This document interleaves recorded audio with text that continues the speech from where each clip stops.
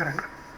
അപ്പോൾ ബി എന്ന് വെച്ചാൽ മാഗ്നറ്റിക് ഫീൽഡ്. അപ്പോൾ ഒരു സർക്കുലർ കോയിലിൻ്റെ കൂടെ കറണ്ട് കടന്നു പോകുമ്പോൾ അതിൻ്റെ ആക്സിസിൽ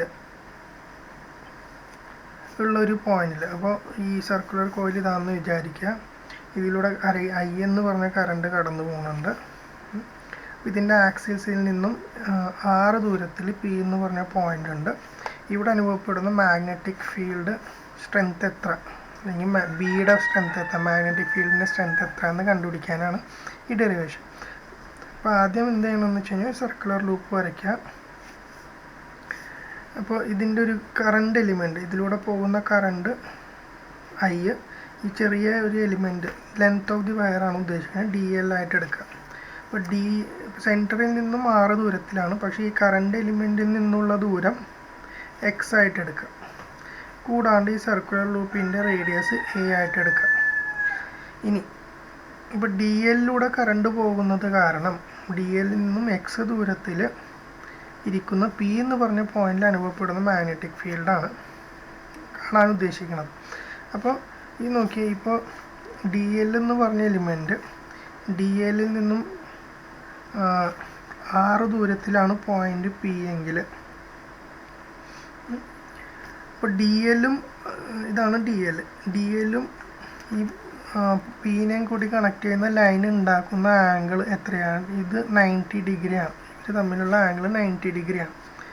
പക്ഷേ അതായത് ഈ ആംഗിൾ ഡി എല്ലും ഈ പറയുന്ന പീനെ കണക്ട് ചെയ്യുന്ന ലൈനും തമ്മിൽ ഉണ്ടാക്കുന്ന ആംഗിൾ 90 ഡിഗ്രിയാണ്. പക്ഷെ ഡി എല്ലും പിയും തമ്മിൽ, കാരണം ഡി എല്ലുള്ളത് ഡി എല്ലിൻ്റെ അതേ പ്ലെയിനിലല്ല പി ഉള്ളത്, ചെരിഞ്ഞാണ് ഇരിക്കുന്നത്. അപ്പോൾ ഈ ആംഗിൾ ഫൈ ആയിട്ട് എടുക്കണമെങ്കിൽ, അതായത് ഇവിടെ നിന്നുള്ള ആംഗിൾ ഫൈ ആയിട്ട് അത്രയും ചെരുവത്താണ് പി ഉള്ളത്, ഫൈ ആയിട്ട് എടുക്കണമെങ്കിൽ ഇവിടെയും നമുക്കത് എന്തായിട്ട് എടുക്കേണ്ടി വരും? ഫൈ ആയിട്ട് എടുക്കേണ്ടി വരും. അപ്പോൾ ഇവിടെ ഫൈ ആയിട്ട് എടുക്കണമെങ്കിൽ നോർമലിൽ നിന്നും ഈ പറഞ്ഞ ഡി ബിയും ഫൈ ആംഗിൾ ചെരിഞ്ഞായിരിക്കും ഉണ്ടാവുക. അപ്പോൾ ഈ ഡി എല്ലും പിയും തമ്മിൽ കണക്ട് ചെയ്യുന്ന ലൈന് ഡി എല്ലും തമ്മിൽ 90 ഡിഗ്രി ഉണ്ടാക്കുന്നെങ്കിലും ഡി എല്ലും പിയും ഒരേ പ്ലെയിനിലല്ല, താഴത്തെ പ്ലെയിനിലാണ് ആരുള്ളത്? പി ഉള്ളത്. അത് ഉണ്ടാക്കുന്ന ആംഗിൾ ഫൈ ആയതുകൊണ്ട് ഡി ബിയും എന്തായിരിക്കും? ഈ പറയുന്ന വെർട്ടിക്കലിൽ നിന്നും ഫൈ മാറിയിട്ടായിരിക്കും ഉണ്ടാവുക. അപ്പോൾ അതാണ് ആദ്യത്തെ ലോജിക്ക്. അങ്ങനെ ആകുമ്പോൾ ഡി ബിനെ രണ്ടായിട്ട് റിസോൾവ് ചെയ്യാം. ഡി ബി സൈൻ ഫൈ ആയിട്ട് റിസോൾവ് ചെയ്യാം, കൂടാണ്ട് ഡി ബി കോസ് ഫൈ ആയിട്ട് റിസോൾവ് ചെയ്യാം. ഇനി ഡി ബി കോസ് ഫൈ ഈ മേലെയുള്ള ഡി എൽ കാരണമാണെങ്കിൽ താഴെ ഇതുപോലെ വേറൊരു ഡി എൽ കൺസിഡർ ചെയ്താൽ ഡി ബി കോസ് ഫൈ ഒരു ടേം താഴെയുള്ളത് കാരണം ഇവിടെ അനുഭവപ്പെടും, ഈ ഡയറക്ഷനിൽ എതിർദിശയിൽ അനുഭവപ്പെടും. ഡി ബി കോസ് ഫൈ ഇങ്ങോട്ട് അനുഭവപ്പെടും. പക്ഷെ അതിൻ്റെയും ഡി ബി സൈൻ ഫൈ ഇങ്ങോട്ട് അനുഭവപ്പെടും, ഇങ്ങോട്ട് തന്നെ അനുഭവപ്പെടും. അപ്പോൾ ഈ മൊത്തം സർക്കുലർ ലൂപ്പിലെ ഏത് ഡി എൽ എന്ന് പറഞ്ഞ ഭാഗം എടുത്തു കഴിഞ്ഞാലും അതിൻ്റെ കോസ് ഫൈ ടേമുകൾ എന്തായി പോവും? ക്യാൻസലായി പോവുകയും സൈൻ ഫൈ ടേമുകൾ ആഡ് ചെയ്യപ്പെടുകയും ചെയ്യുന്നു. ഇതാണ് രണ്ടാമത്തെ ലോജിക്ക്. അപ്പോൾ മൊത്തം ബി അറ്റ് പി ആര് കാരണമാണെന്ന് പറയാം? ഡി ബി സൈൻ ഫൈകൾ കാരണമാണെന്ന് പറയാം. അപ്പോൾ അതിനെ ഇൻ്റഗ്രേറ്റ് ചെയ്താൽ മതി. ഡി ബി സൈൻ ഫൈനെ ഇൻ്റഗ്രേറ്റ് ചെയ്ത് കഴിഞ്ഞാൽ, അതായത് ഓരോ ഡി എൽ കാരണം ഉണ്ടാകുന്ന ഡി ബി സൈൻ ഫൈനെ കൂട്ടിക്കഴിഞ്ഞാൽ എനിക്ക് പി എന്ന് പറഞ്ഞ പോയിന്റിൽ ഈ സർക്കുലർ ലൂപ്പ് കാരണമുള്ള മാഗ്നറ്റിക് ഫീൽഡ് സ്ട്രെങ്ത് അറിയാൻ പറ്റും. ഇനി ബയോട്ട്-സാവേർട്ട്സ് ലോ പ്രകാരം D B is equal to μ0/4π IDL sine theta by R squared എന്നുണ്ട്. അതിലെന്താ? അതിൽ ഇങ്ങനൊരു കറണ്ട് എലിമെൻറ്റ് കൊടുത്തു, അതിലൂടെ കറണ്ട് പോകുന്നു. ഇത് ഡി എല്ലും പി എന്ന് പറഞ്ഞ പോയിന്റ് തമ്മിൽ 6 ദൂരം, അത് ഉണ്ടാക്കുന്ന ആംഗിൾ തീറ്റ. അപ്പോൾ ഇവിടെ നോക്കിയേ, അതേ ലോജിക്ക് ഇവിടെ ഉപയോഗിക്കണമെങ്കിൽ ഇത് കറണ്ട് എലിമെൻറ്റ് ഡി എൽ, ഈ ഭാഗം അതും പിയും തമ്മിൽ കണക്ട് ചെയ്യുന്നത് ലൈന്, അതുണ്ടാക്കുന്ന ആംഗിൾ എത്രയാണ്? ഇവിടുത്തെ തീറ്റ എത്രയാണ്? 90 ഡിഗ്രിയാണ്. അപ്പോൾ നമുക്ക് ഡി ബി എങ്ങനെ എഴുതാം? D B is equal to μ0/4π IDL sine 90 by R squared എന്ന് എഴുതാം. അപ്പോൾ D B is equal to μ0/4π IDL by R squared എന്ന് എഴുതാം. അപ്പോൾ എന്തുകൊണ്ടാണ് IDL എന്ന് മാറിയതെന്ന് വെച്ച് കഴിഞ്ഞാൽ മനസ്സിലാക്കുക. രണ്ട് ആംഗിളുകളെ കുറിച്ച് പറയേണ്ടത്, ഒന്ന് ഡി എല്ലും ഈ പിയും കൂടി കണക്ട് ചെയ്യുന്ന ലൈന് ഡി എല്ലുമായിട്ട് ഉണ്ടാക്കുന്ന ആംഗിൾ, അത് 90 ഡിഗ്രിയാണ്. കൂടാണ്ട് ഡി എല്ലും പിയും ഇരിക്കുന്ന പ്ലെയിനുകൾ തമ്മിൽ ഉണ്ടാക്കുന്ന ആംഗിൾ, ഡി എല്ലിൻ്റെ അതേ ഹൈറ്റിലല്ല പി ഉള്ളത്, ഇറങ്ങിയായിരിക്കുന്നത്, ആ ആംഗിളാണ് ഫൈ. രണ്ടും കൂടി കൺഫ്യൂസ് ആവരുത്. അപ്പോൾ നമുക്ക് എന്ത് കിട്ടി? ഡി ബി സികൾ μ0/4/IDL/r² എന്ന് കിട്ടി. അത് ഇവിടെ സബ്സ്റ്റിറ്റ്യൂട്ട് ചെയ്യുക. അപ്പോൾ എന്തായി? ബി സികൾ ഇൻറ്റഗ്രൽ μ0/4/IDL/r² എന്ന് കിട്ടി. ഇവിടെ ഇപ്പോൾ ആറല്ല വരേണ്ടത്. കാരണം എന്താ? ഈ ഡി എല്ലും പിയും തമ്മിൽ കണക്ട് ചെയ്യുന്ന ദൂരം നമ്മൾ എക്സ് ആയിട്ട് എടുത്തേക്കണം. അപ്പോൾ നമുക്ക് ഇവിടെ എന്ത് എടുക്കേണ്ടി വരും? x² എന്ന് എടുക്കേണ്ടി വരും. ഇക്വേഷനിൽ ബയോസാവേഴ്സ് ഇക്വേഷനിൽ അത് ആറായിട്ട് എടുത്തേക്കണം. അപ്പോൾ ഇവിടെ നമുക്കത് എക്സ് ആയിട്ട് എടുക്കേണ്ടി വരും. ഇനി എക്സ് എന്നുള്ളത് കൂടാണ്ട് ഒരു സൈൻ ഫൈ കൂടെ ഉണ്ട്. നമുക്ക് സൈൻ ഫൈനെ ഡിഫൈൻ ചെയ്യാം. സൈൻ ഫൈ എന്ന് വെച്ചാൽ എന്താ? Opposite side by hypotenuse. അപ്പോൾ a/x ആണ് സൈൻ ഫൈ. ഇനി എക്സിനെ എങ്ങനെ ഡിഫൈൻ ചെയ്യാം? എക്സ് നോക്കിയാൽ ഹൈപ്പോട്ടന്യൂസ് ആണ്. അപ്പോൾ എക്സിന് നമുക്ക് എങ്ങനെ എഴുതാം? √(a² + x²) a² + r² എന്ന് എഴുതാം, പൈത്തഗോറസ് തിയറം പ്രകാരം. അങ്ങനെയാണെങ്കിൽ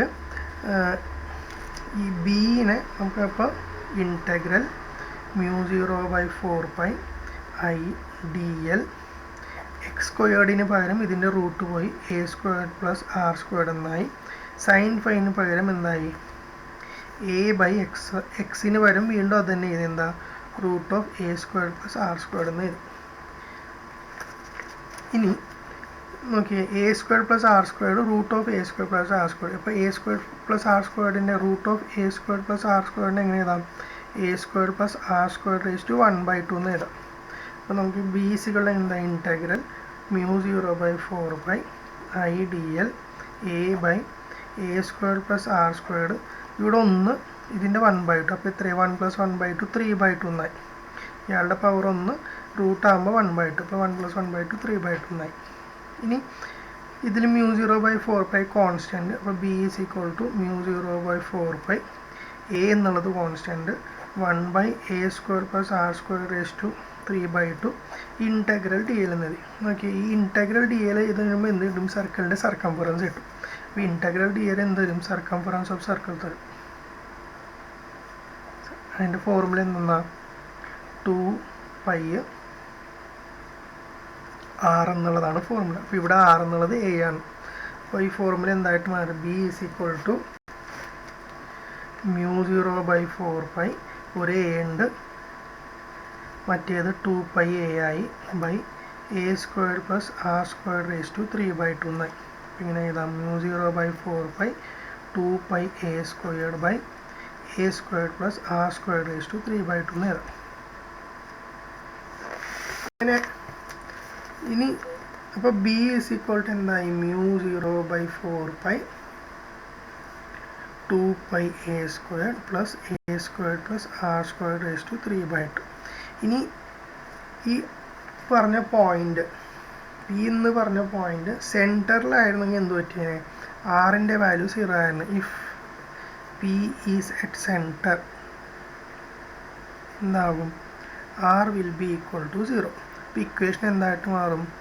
B is equal to μ0/4π 2π a² ആറില്ല, അപ്പോൾ a² 3/2 ആയി.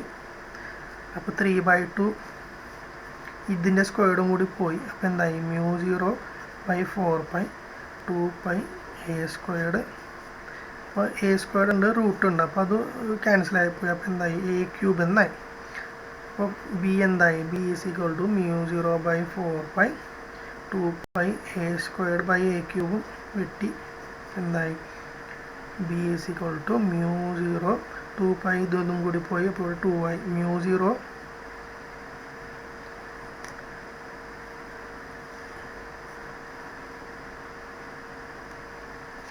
ഇവിടെ ഒരു ഐ ഉണ്ട്, IDL അല്ലേ, അപ്പോൾ ഐ ഉണ്ട് കൂടെ, μ0 ഐ, ഇവരുടെ എല്ലാവരുടെയും കൂടെ ഐ ഉണ്ട്. അപ്പോൾ μ0I/2π μ0I/2a എന്നായി. ഐ ഇല്ല, μ0I/2a എന്നായി. അറ്റ് ദി സെൻറ്റർ, ഇതാണ് എന്ത്? ബി അറ്റ് സെൻറ്റർ വരുന്നത്. ഇനി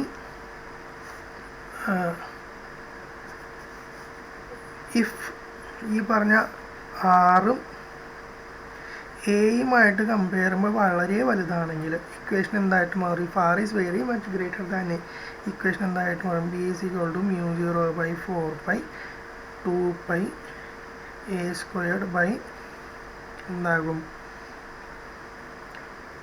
A squared plus R squared raise to 3/2. ഇതിൽ ആറ് വളരെ കൂടുതലാണ് എയുമായിട്ട് കമ്പയർ ചെയ്യുമ്പോൾ. അപ്പോൾ എന്താകും? B is equal to mu 0/4π 2π A squared by R cube എന്ന് വരും. അപ്പോൾ താഴത്തെ എയുടെ നമ്മുടെ പ്രസൻസ് നമുക്ക് എന്തെന്ന് വയ്ക്കാം? ഇല്ലാണ്ടായിട്ട് വേണമെങ്കിൽ കൺസിഡർ ചെയ്യാം. നമുക്ക് മ്യൂ 0 2πയും 4πയും പറ്റി mu 0 A squared by 2 R cube എന്ന് എഴുതാം. അപ്പോൾ ഈ പറഞ്ഞ ആറ് എയുമായിട്ട് കമ്പയർ ചെയ്യുമ്പോൾ വളരെ വലിയ സംഖ്യയാണ് വരുന്നതെങ്കിൽ, അപ്പോൾ ഈ രണ്ട് കൂട്ടമാണ് ഈ സ്പെഷ്യൽ കേസ്. ഈ ഇക്വേഷൻ വരെ എത്തിച്ചതിന് ശേഷം ഈ സ്പെഷ്യൽ കേസായിട്ട് ഇത്രയും എഴുതിയാലും മതി.